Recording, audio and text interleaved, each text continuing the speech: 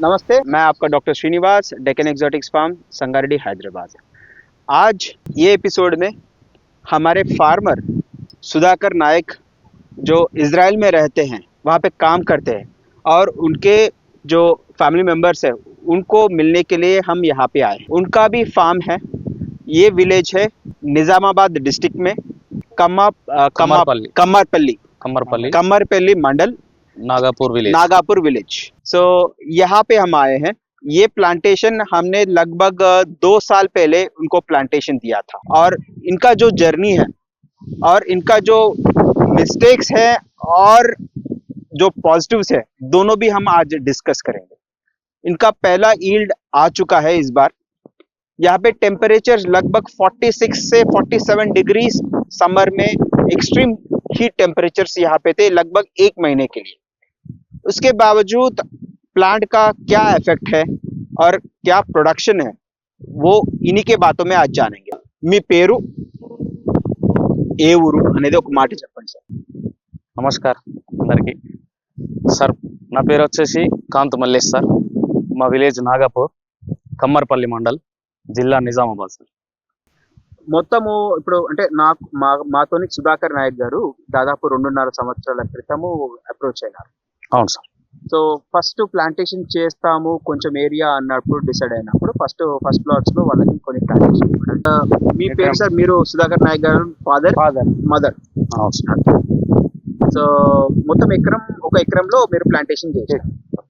ఎన్ని సంవత్సరాల కింద ప్లాంటేషన్ చేసినారు ఇక్కడ? 2 సంవత్సరాల క్రితం అయితే. సో ప్లాంటేషన్ చేసినప్పుడు ఇట్లా రేజ్డ్ బెడ్ చేయాలనేది అప్పుడు చెప్పారు మీకు? నేను అక్కడికి వచ్చి నేను చూసి వచ్చి ఇట్లా బెడ్ చేసినాక మధ్యన 10 మీటర్స్ 10 ఫీట్ గ్యాప్ అని మొక్క నాటాలని చెప్పి అయితే అట్లా నాటాం. అదే. సో ప్లాంటేషన్ చేసిన తర్వాత ఈసారి మనకి కాపు కాసిందా? అవును సార్, వచ్చింది సార్. ఈసారి ఫస్ట్ సార్ వచ్చింది. ఏమేమి వెరైటీ ప్లాంటేషన్ చేశారు ఇక్కడ సార్? దీని లోపల అయితే 3 వెరైటీస్ ఉన్నాయి. వాటి పేరు మాకు పర్ఫెక్ట్ గా తెలియదు. ఒకటేమో పింకర్టన్, ఇంకోటి వచ్చేసి ల్యాంబ్హాస్, ఇంకోటి ఏమో దాని పాలినేటర్ ఎట్టింగర్. మీరు చూసే ఈ మొక్కలు, పెద్ద మొక్కలు అన్ని కూడా ఎట్టింగర్. కాకపోతే ఇక్కడ రైతు ఫీల్డ్ లెవెల్ కు అబ్జర్వ్ చూసిన తర్వాత మనకు తెలిసింది ఏంటంటే పాలినేటర్స్ అన్ని కూడా ఒక రోలే చేసినారు. టైప్ ఏ, టైప్ బి అన్ని కూడా మిక్స్ చేయకుండా అన్ని ఒకటే రోలే పెట్టేసినారు. సో ఇది మిస్కమ్యూనికేషన్ ఆర్ రైతుకు అవగాహన లేకపోవడం, ఆర్ మనం ఇచ్చిన ఏదైతే డాక్యుమెంట్స్ ఉన్నాయో అది ఫార్మర్ లెవెల్ కి అది మనకి మిస్ అయిపోవడం. అక్కడ అంటే మీతో సుధాకర్ నాయక్ గారు కాంటాక్ట్ లో ఉన్నారు, కానీ అది వాళ్ళకి కన్వే చేయడం జరిగింది. కానీ ఇక్కడ ఫీల్డ్ లెవెల్కి వచ్చే వరకు డిఫరెంట్ గా ఉంది. ఓకే, సో ప్రాబ్లం జరిగింది, ఇప్పుడు మనం మార్చలేం. సో ఎట్టింగర్ గ్రోత్ అయితే మీకు చాలా బాగుంది. అవును సార్, సూపర్ సార్. ఫ్రూటింగ్ కూడా సెట్ అయిపోయింది. అవును సార్. ఈసారి 46 డిగ్రీలు వచ్చినా కూడా ఎలాంటి ప్రాబ్లం లేదు సార్. కానీ మనం చూస్తూ ఉంటే పింకర్టన్ లో యాక్చువల్లీ మీకు చైనా క్లే స్ప్రే చేయమని ఇవన్నీ కూడా మనకు కమ్యూనికేట్ చేయడం జరిగింది. కానీ ఇక్కడ మీరు చైనా క్లే స్ప్రే చేయలేం సార్. అవును. సో దీని వల్ల మనకి ఏమవుతుందంటే ఒక 3 నుంచి 4 డిగ్రీల టెంపరేచర్ ఎక్కువ స్ప్రే చేస్తే తగ్గుతుంది. సో ఈ కొంచెం మేజర్ డ్యామేజ్ ఉందో మీకు, చిగుర్లు ఎండిపోవడం, అది ఆ డ్యామేజ్ దాంట్లో మీకు కనబడదు. సో ఇక్కడ ఇష్యూస్ కొన్ని మనము ఫీల్డ్ లెవెల్లో చూసినప్పుడు మధ్యలో మీకు యాక్చువల్లీ ఇరిగేషన్ కూడా కరెక్ట్ లేదు. డ్రిప్పర్లు మీరు దాదాపు పెడితే 8 లీటర్లు ఒకటే డ్రిప్పర్ పెట్టేసినారు. Okay sir. బెడ్ సిస్టమ్ మీద చేసినప్పుడు యూజువల్లీ ఫస్ట్ ఇయర్ మాత్రమే ఒక సింగిల్ లైన్ చెప్తాం. Okay sir. డిశ్చార్జ్ డ్రిప్పర్లు ఎప్పుడైనా 2 నుంచి మాక్సిమం 4 లీటర్లు డ్రిప్పర్ అంటే అంతకుమించి పెద్ద డ్రిప్పర్లు పెట్టొద్దు. And first year, second year తర్వాత 2వ లైన్ అనేది మనం వాడుకోవడం స్టార్ట్ చేయాలి. దీంతో పాటు ఇక్కడ ప్రాబ్లమ్స్ మనం ఇంకా చూస్తే ఇక్కడ ప్రూనింగ్ అనేది అసలు జరగలేదు. అవును సార్, చేయలేదు సార్. ప్రూనింగ్ చేస్తేనే మనకి చెట్టు షేప్ వస్తుంది. Okay sir. దీంతో పాటు కాత కూడా మనకి పెరుగుతాయి. Okay sir. చెట్లని కట్ చేయడం కొమ్మ కత్తిరింపు చేయాలి. చేయకపోతే మనకి కాపు అనేది సరిగ్గా ఉండదు. కాయ కాసినా కూడా అది భూమికి తాకుతుంది, కుళ్ళిపోతుంది. అవును సార్. కాయని మనం కట్ చేయమంటుండే కానీ మాకు అది అర్థలేదు సార్ కట్ చేసుడు ఇట్లానో ఏమో అన్నట్టు. సో ఈ రోజు మీకు ఎట్లా చేయాలనేది షార్ట్ గా బ్రీఫ్ గా చేసి చూపిస్తాం. Okay sir. ఓకే, మరి అంటే దీంట్లో చెట్లు కూడా చిన్నగా ఉన్నాయి సార్ ఇవి. చెట్లు కూడా చిన్నగా ఉండడం వల్ల కట్ చేయమని అంటే మరి చెట్లు 7-8 ఫీట్ల తర్వాత కట్ చేయాలని చెప్పేసి అని అన్నారు కదా. చెట్టు చిన్నగా ఉన్నప్పుడే ప్రూనింగ్ చేసి దాని షేప్ తీసుకురావాలి.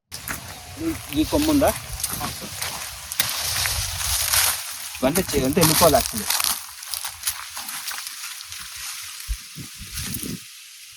కింద 1.5 2 ఫీట్ల వరకు అసలు కొమ్మలే ఉండద్దు. Okay sir.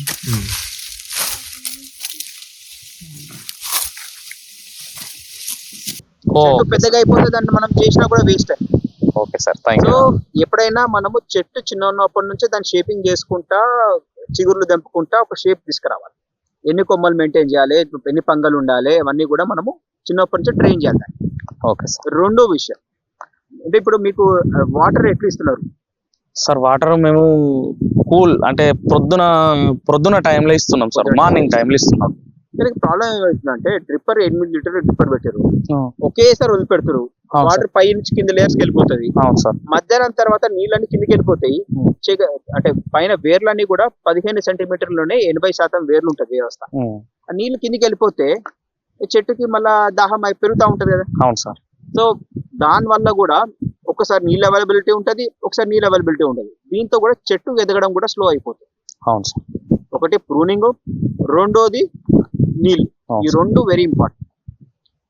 అండ్ దీంతో పాటు ఈ చెట్లలో వేరే తెగుళ్ళు ఏమన్నా చూసిరా సార్? తెగుళ్ళు అయితే ఏం కనిపించలేదు సార్. తెగుళ్ళు అయితే ఏం కనిపించలేదు సార్.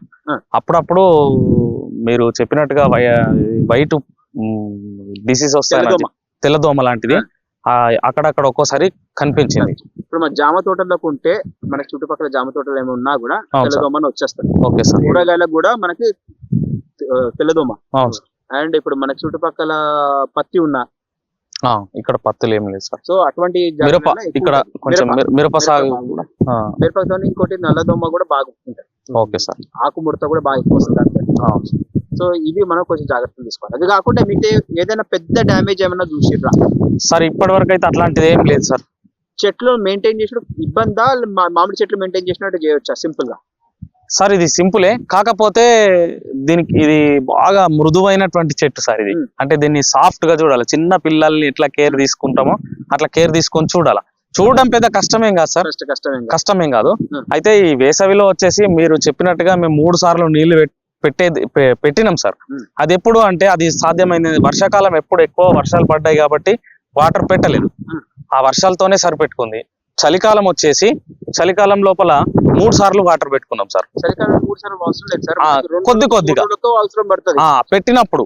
చలికాలంలో కూడా నీళ్లు చాలా తక్కువ పడతాయి. అవును సార్. అంటే 2 లీటర్లు 3 లీటర్లు అట్లా పెట్టుకున్నాం సార్ రోజు. అంటే 2 అంటే తేమ 6. అవును సార్. 2 రోజులకు ఒకసారి అయినా సరే, 3 రోజులకైనా సరే నీళ్ళు 4 రోజులకు ఒకసారి పెట్టుకున్నాం సార్ అట్లా. అండ్ ఎండాకాలం మాత్రము కొంచెము ఇస్తే ఎక్కిస్తున్నారు, కిందికి వెళ్ళిపోతుంది, ఇచ్చి కూడా వేస్ట్ అవుతుంది. సో సెకండ్ ల్యాండ్ అనేది ఖచ్చితంగా తీసుకోవాలి. సో ఈసారి క్రాప్ అనేది స్టార్ట్ అయిపోయింది. ఒక్కొక్క చెట్లకి కాయలు చూస్తుంది. ఇప్పుడు ఆల్రెడీ కొన్ని అన్ని చెట్లకు రాలేవు, కొన్ని చెట్లకు వచ్చినాయి. అవును సార్. వచ్చిన చెట్లకి ఎన్ని కాయలు చూసారు సార్?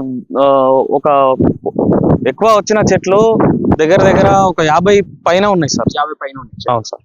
అంటే ఒక్కొక్క చెట్టుకి అందాజ ఎన్ని ఉన్నాయి కాయలు? అదే సార్ 50 కాయలు దాకా వచ్చినాయి. 50 కాయలు. 50 కాయలు దాకా. ఇప్పుడు 50 వరకు వచ్చినాయి సార్. 50 వరకు. ఇప్పుడు ఎకరం అంటే 200 చెట్లు. 200లలో మనకు ఒక 100 చెట్లు కాసినాయా? లేదు సార్, ఒక 50 చెట్లు అయితే కాసినాయి. 50 చెట్లు కాసినాయి.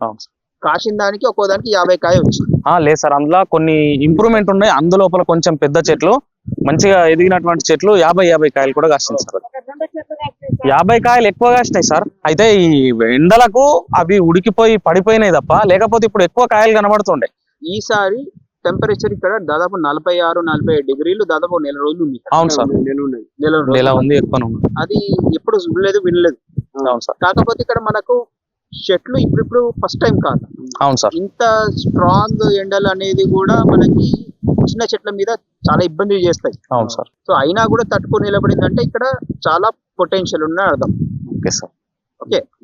అండ్ దీంట్లో మందులు అవన్నీ ఎక్కువ వాడతారా లేకపోతే ఏం లేదు సార్, మందులు ఏం లేవు? మందులు అయితే Mostly ఎక్కువైతే రైతులకి అంటే రైతులు చాలా మంది చూస్తారు కదా, అవును వాళ్ళ సార్. అపోహలు ఉంటాయి. ఆ. అరే అవకాడో చెట్లు అంటే చాలా మందులు వాడాలి, ఆ. చాలా కలుపు ఉంటది, సమస్య ఉంటది, చాలా పెట్టుబడి, అసలు బాగా పని పడుతుందా లేకపోతే మామిడి చెట్లు ఈ జామ చెట్లు చూసుకున్నట్టే చూసుకోవచ్చా?